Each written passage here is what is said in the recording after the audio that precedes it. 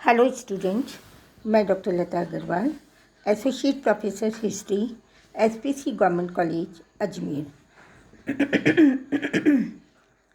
कल हमने MA final group B medieval Indian history के paper 5th B polity and economy of India 1200 to 1750 के unit 2 Central Asian policy of Mughals, उसका topic था Central Asian policy of Jahangir to Aurangzeb.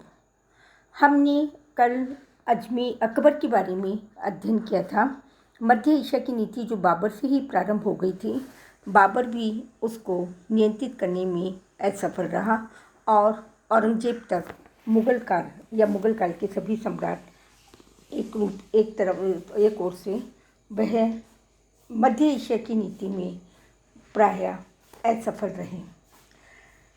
हमने कल पढ़ा था कि 1522 में कंधार पर बाबर ने अधिकार करने का प्रयास किया था और हुमायूं के बाद में 1558 में फारस के शाह ने उस पर अधिकार कर लिया।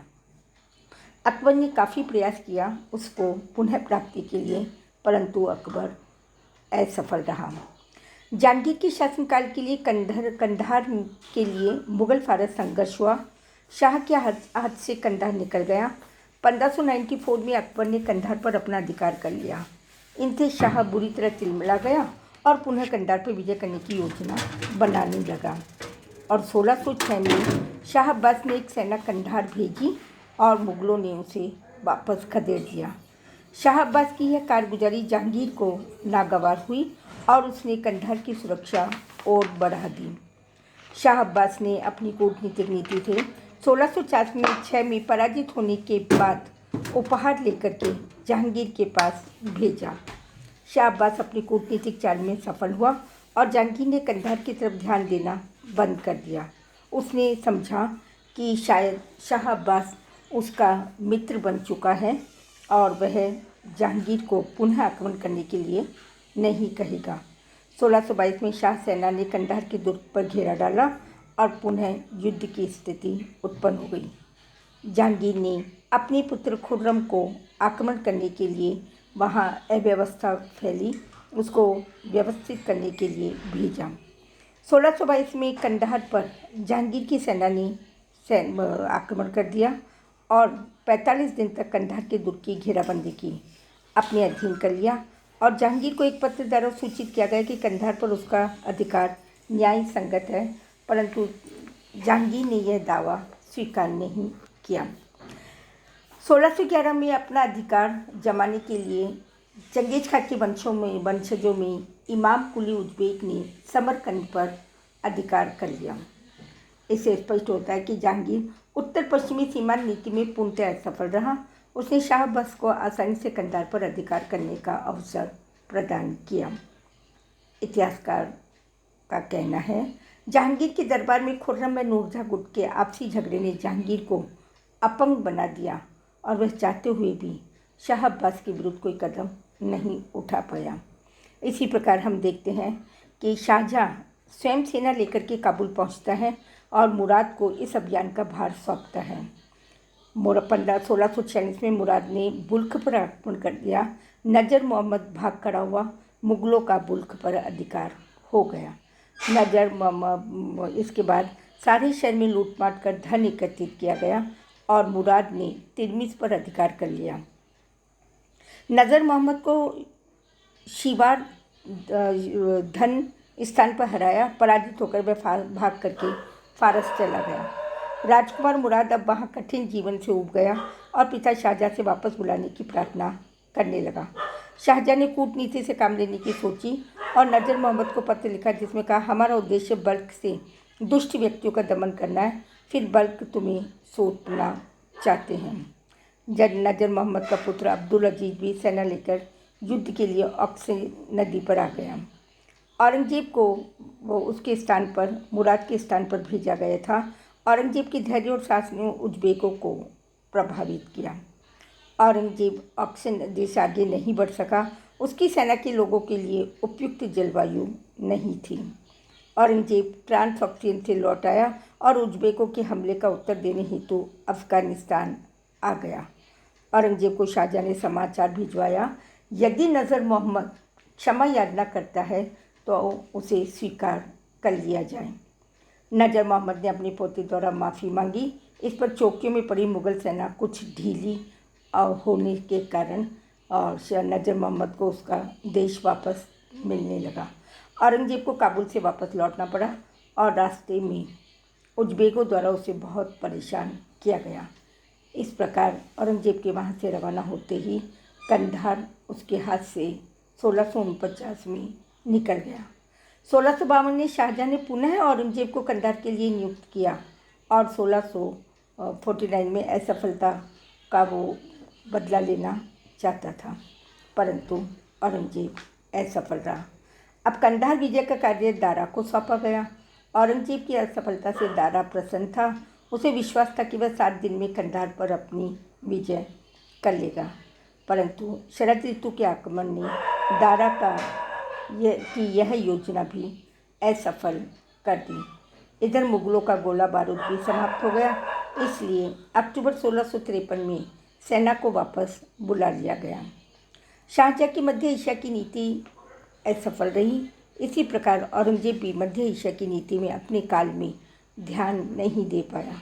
उनकी असफलता, उनके ही अधिकारियों के विश्वासघात, मुग़ल सेना में अफगान की बाहुल्यता होना, सैनिक अधिकारियों में मतभेद होना, शहजादों का पारस्परिक वैमनस्य और भौगोलिक स्थिति की अज्ञानता के कारण मुग़लों को पराजित होना पड़ा या उन्हें मध्य एशिया को अधिकृत करने की नीति असफल रही। और नीति के जो विभिन्न परिणाम निकले, राजनीतिक, धार्मिक, आर्थिक, सामाजिक और सैनिक।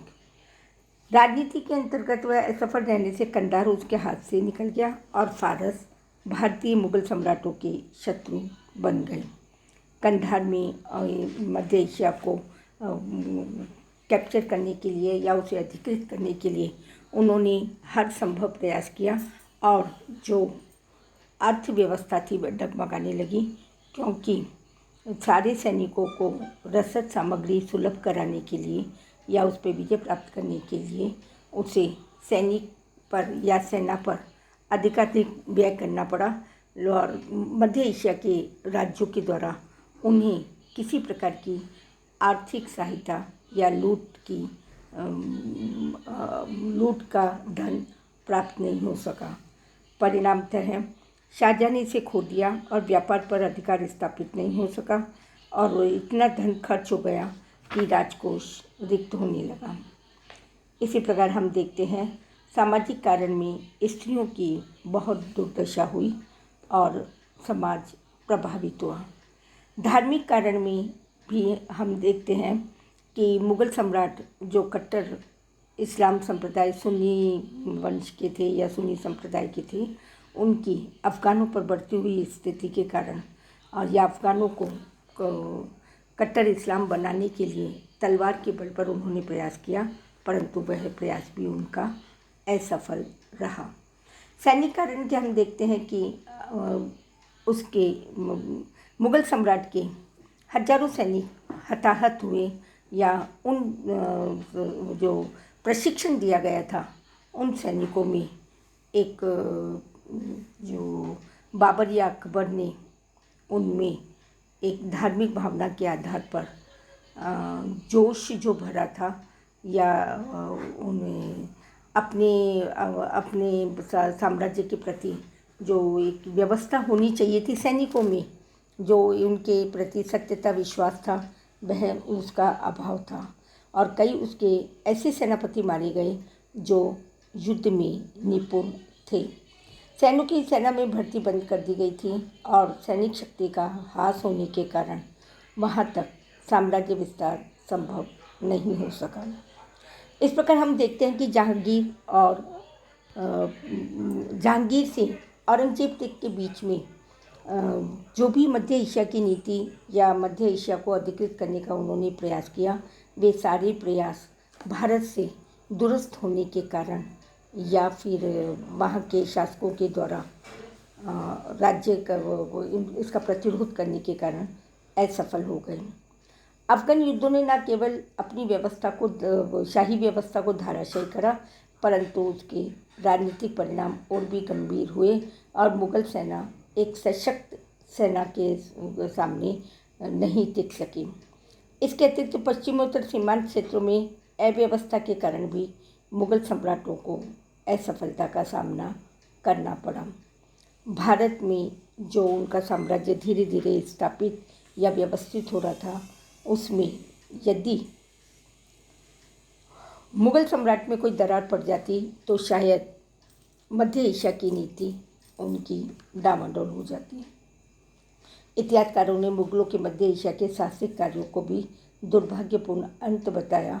इस प्रकार बाबर के बाद हुमायूं, अकबर, जहांगीर, शाहजहां, औरंगजेब और उत्तरार्ध के या उसके बाद के जितने भी मुगल सम्राट हुए, वे औरंगजेब मध्य एशिया की नीति में पूर्णतः असफल रहे और इसी असफलता के कारण मध्य एशिया में से मुगल साम्राज्य या मुगल सम्राटों का जो प्रभाव था वह सीमित और समाप्त होने लगा था।